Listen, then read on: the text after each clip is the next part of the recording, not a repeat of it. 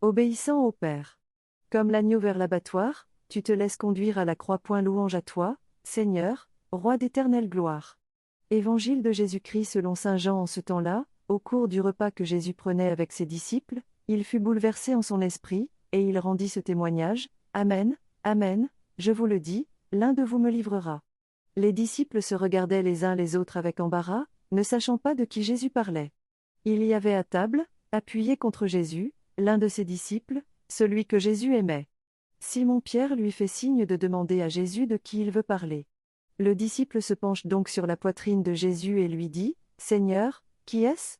Jésus lui répond: C'est celui à qui je donnerai la bouchée que je vais tremper dans le plat. Il trempe la bouchée, et la donne à Judas, fils de Simon l'Iscariote. Et, quand Judas eut pris la bouchée, Satan entra en lui. Jésus lui dit alors: Ce que tu fais, fais-le vite. Mais aucun des convives ne comprit pourquoi il lui avait dit cela. Comme Judas tenait la bourse commune, certains pensèrent que Jésus voulait lui dire d'acheter ce qu'il fallait pour la fête, ou de donner quelque chose aux pauvres. Judas prit donc la bouchée, et sortit aussitôt.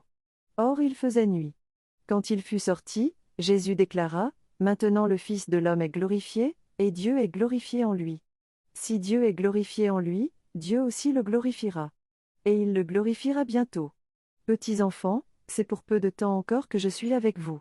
Vous me chercherez, et, comme je l'ai dit aux Juifs, là où je vais, vous ne pouvez pas aller, je vous le dis maintenant à vous aussi. Simon-Pierre lui dit: Seigneur, où vas-tu? Jésus lui répondit: Là où je vais, tu ne peux pas me suivre maintenant, tu me suivras plus tard. Pierre lui dit: Seigneur, pourquoi ne puis-je pas te suivre à présent? Je donnerai ma vie pour toi. Jésus réplique: Tu donneras ta vie pour moi? Amen, Amen, je te le dis, le coq ne chantera pas avant que tu m'aies renié 3 fois.